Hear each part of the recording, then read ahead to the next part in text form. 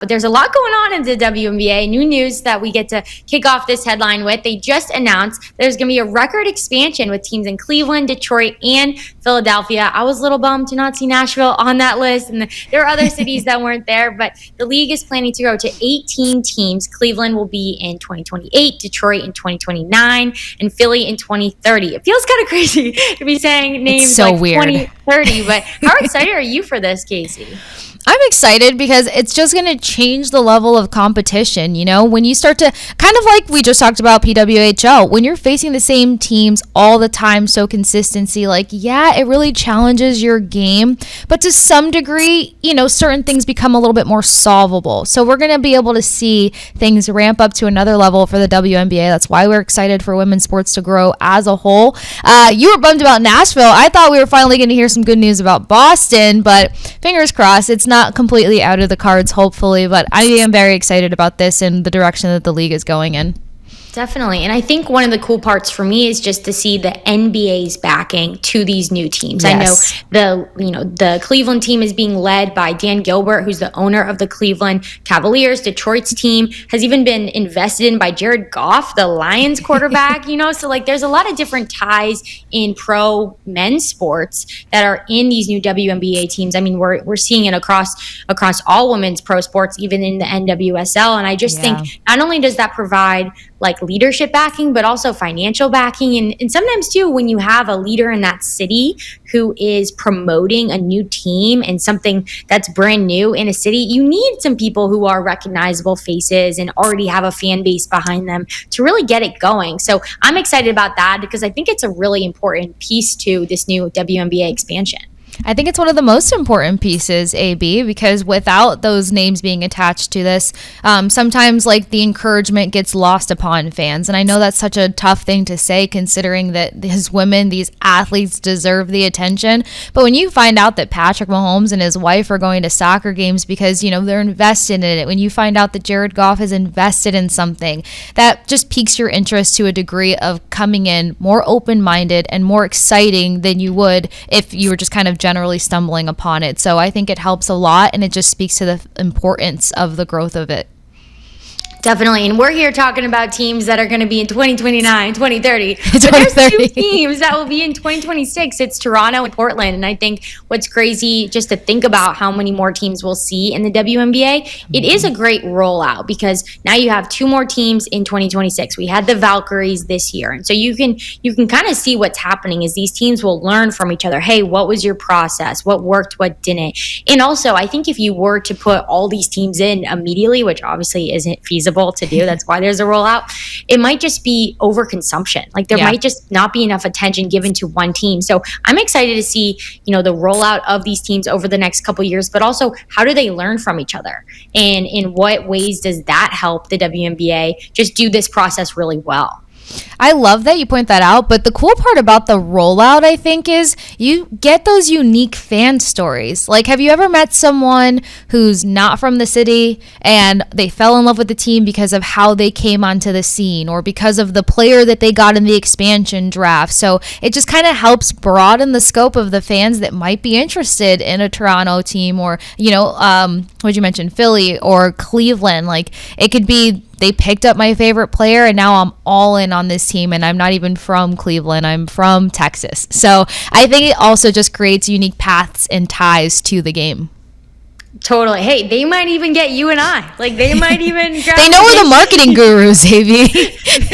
They know that we've been talking about them every week and giving them brand new ideas. Maybe until there is a team in Boston, then you and I can get to pick our expansion team that we're going to be a fan base for. But we're almost a third way through the WNBA season, and the MVP talks are well underway. There's some clear front runners: Nafisa Collier, obviously Caitlin Clark, Breanna Stewart, and you cannot forget three-time MVP Asia Wilson, and she had an incredible feat reaching 5,000 career points. So here's what she had to say after that accomplishment.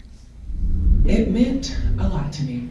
It's been a special season for us. It's been a lot of ups and downs, but when you can hit a milestone like this in a league like this, I can't let it go unnoticed, so I'm grateful, I'm blessed. I'm so happy I got to do it in my Princess Tiana. Princess and the Frog is my favorite movie, so I got a chance to do it in these shoes, and it's my first time ever riding something in those shoes, but I'm definitely gonna cherish this moment because it's been a lot of fun, but obviously we got a lot of work to do, so back at it tomorrow. Back at it tomorrow, but I have to go back to the shoes because that Princess and the Frog Disney movie is one of my all-time favorite movies. I love that she literally named the shoes after them. So just love that because there's a song in that movie called Almost There, and it's a great motivational song. I actually listened to it during one of my lacrosse seasons to kind of fire me up. So yes, you can get jacked up from a Disney movie and a Disney song, but just loved how she brought that into it. And we're seeing athletes. Tyrese Halliburton, we were talking about how he had his shoes up on the press conference table. So it's funny to see some of these athletes be able to market in that way as well. I know. It feels like it's becoming a thing too, especially when they have these killer games and they're like, oh, by the way, there's this shoe that you got to check out. It's mine. Love that intel on what was in AV's headphones, though. I would have guessed and I wouldn't have guessed all in one. That's for sure. Yeah, listen, I'm all over the place. You don't want to look at my playlist. Someone's going to be like, what is she doing? But just awesome for A'ja Wilson hitting this 5,000 mark in her career. And she's definitely on track to beat Diana Taurasi's record of, I think, over 10,000 career points if she keeps this current pace, which obviously is hard. I think it's 267 games that she still has to play over, that would be 6 seasons, basically. So we're projecting this long career feat. So we'll see how it goes. But even though she's not the front runner, she's absolutely killing it right now. I mean, with that 5,000 point career hit, but other people like Napheesa Collier, she is doing incredibly well, still leading the league in points, even though she's recently been out with a back injury. And I think that is really the crux of what's going to lead to who gets the MVP is who can stay healthy.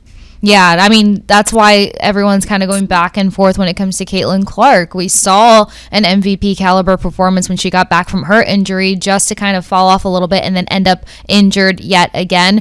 I mean, I've said this so much just because of my ties to Minnesota. I'm always rooting for their athletics and their pro teams for the most part. Napheesa Collier is somebody that I've thought about a lot last season just because we talk a lot about her being able to put up these 20-plus performances and throw the team on her back, but this is someone who's always been acknowledged for her defensive element to her game also. So just to be so strong on both sides of the ball, to be a leader, to be heavily relied on in tough moments and pull through time and time again. I mean, yeah, her dealing with back stuff makes sense considering how much she has carried teams on her back over and over again. So she's someone I always love to keep at the top of the MVP conversation, but it's going to be tough because injuries are getting very spread around a lot of these ladies at the moment.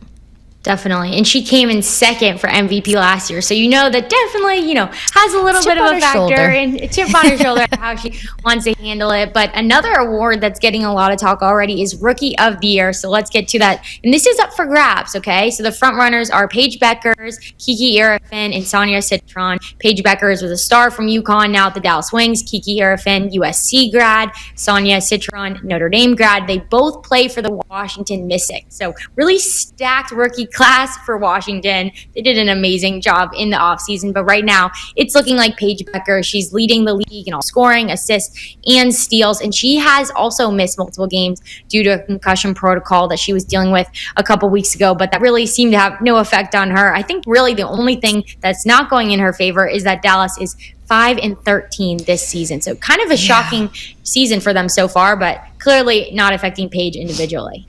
Yeah, I think Paige kind of had a heads up the fact that her coming into that Dallas team was to uplift them. And look, one player can only do so much. She's checking a lot of the boxes that we expected her to check. The skill set is there. The flair is there. All the excitement is still there regardless of injury. But this is a Dallas team that's still going to have to go through a little discomfort in building out this roster, getting her the support that she needs so that they can pick up some more wins because they kind of went wish-wash last season. Got a little disruptive in terms of just randomly beating teams down the stretch and then kind of fell apart again. So I'm not surprised at the record. I'm also not surprised by Paige Beckers, and she's probably going to sit on top of this conversation for me as well.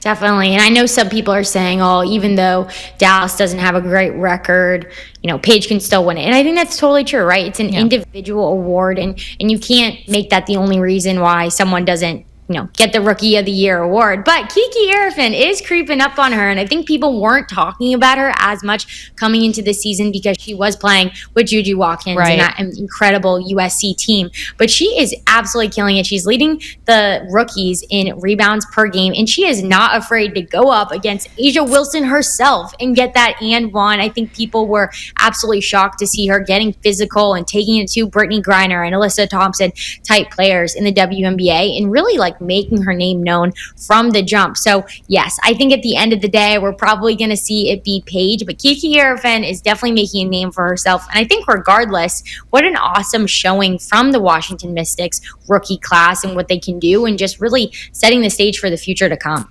100%. I'm just glad that Kiki Arifin has an opportunity to separate herself from Juju Watkins in this context. Like you mentioned it, there's a little overshadowing there, but we saw her step up a lot when Juju went down with her injury, and she's just kind of pulling kind of the fun identity from USC's greatest plays over to Washington. I mean, they were known to be so defensively stout. That's why we got excited about USC in a number of ways. Sometimes their bench got a little bit deeper than expected. So I am very happy to hear her name in the mix, but I'm right there with you. I think Paige continues to wear the crown on this one. Definitely. And it's been a lot for these rookies. You come off of a crazy NCAA run when you're playing very late in the season. Most teams are done. Most teams are at home chilling. Some women's careers are over, but not these women who are playing in those top teams in the country. And then you jump right in to the WNBA preseason and training camp, trying to make the team, get drafted, all those things. So really impressive from this rookie class. And regardless, that transition is not going to go away. It's just what it is. It's what you get for being one of the best in college basketball. But there's a lot going on in both the MVP and Rookie of the Year race. So I'm excited to keep up with it. And